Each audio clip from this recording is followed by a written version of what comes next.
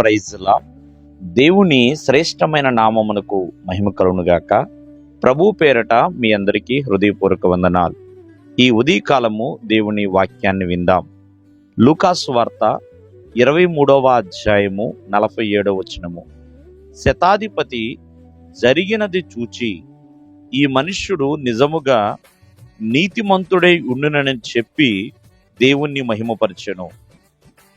ప్రియమైన వాళ్ళరా, యేసుక్రీస్తు వారు సిలువ వేయబడ్డారు. సిలువ వేయబడిన తర్వాత ప్రియమైన వాళ్ళరా కొన్ని అద్భుతాలు జరిగినాయండి, కొన్ని కార్యాలు జరిగినాయి.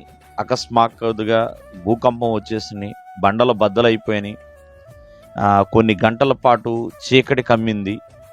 ఇవన్నీ కూడా రోమా శతాధిపతి గమనిస్తూ ఉన్నాడు. ఎంతోమంది సైనికులు కూడా గమనిస్తూనే ఉన్నారు. ఎందుకంటే వాళ్ళు ప్రధాన యాజకులు, ఆనాటి యోధా మత పెద్దలు మోపిన నిందలను బట్టే ఆయనని సిలువ వేశారు. ఇక్కడ రోమా సైనికులు, రోమా శతాధిపతి యేసుక్రీస్తు వారు ప్రాణం విడిచిన దానిని బట్టి, ఆ జరిగిన విషయాన్ని చూసి ప్రియమైన వాళ్ళరా, అక్కడ జరిగిన కార్యాలను బట్టి ఈ మనుష్యుడు నిజముగా నీతిమంతుడు అని ప్రభువుని స్తుతిస్తున్నాడండి.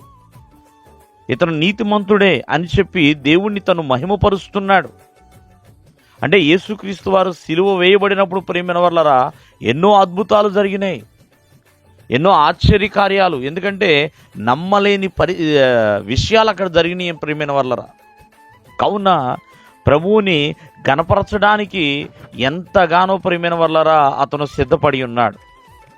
కానీ ఏమీ తెలియని, ఏమీ ఎరగని రోమా శతాధిపతి అయిన మారు మనసు పొందాడేమో. కానీ ప్రియమైన వాళ్ళరా ఆనాడి ప్రధాన యాజకులు, యోధా మత పెద్దలు ప్రభువును ఒప్పుకోలేకపోయారు, దేవుని కుమారుడుగా అంగీకరించలేక పరిస్థితి ప్రియమైన వాళ్ళరా.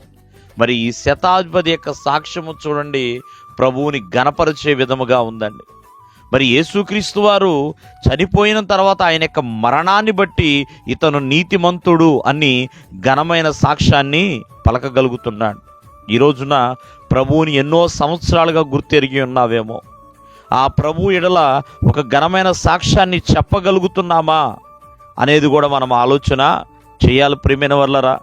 ఎందుకంటే ఒకసారి ఆలోచించిన, అతని శతాధిపతి, సైనికుడు, ప్రభువు గురించి ఏనాడు కూడా తెలియనివాడు. కానీ అక్కడ జరిగిన భూకంపము కానీ జరిగిన కార్యాలు మిక్కిలి భయపడ్డాడు. ఇతను నిజముగా దేవుని కుమారుడు అని తను చెప్పగలుగుతున్నాడు. కావున ఆత్మీయ జీవితంలో ఈ ఉదయకాలం ముందు మనం చేయాల్సిన పని ఏంటంటే ప్రభువుని గురించి ఒప్పుకుంటూ సాక్ష్యం చెబుతూ ప్రభువును స్తుతించే వారిగా ఉండాలి. దేవుడు మిమ్మల్ని ఆశీర్వదించును గాక. ఆమేన్.